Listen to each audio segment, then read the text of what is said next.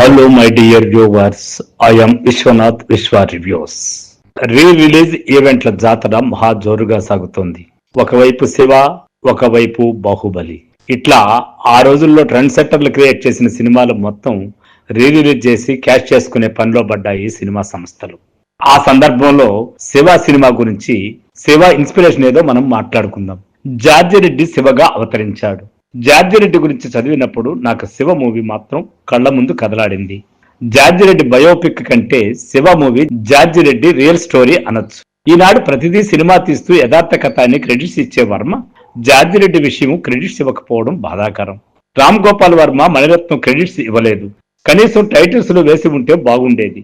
ఇక మణిరత్నం కూడా యువాలో సూర్య పాత్ర, భవానీ లాంటి విజయవాడ గూండాను ఎదుర్కోవడం కోసం రామ్ గోపాల్ వర్మకు హీరోగా జార్జి రెడ్డి పాత్ర కావాల్సి వచ్చింది. శివ పాత్ర మక్కికి మక్కి జార్జి రెడ్డి క్యారెక్టర్.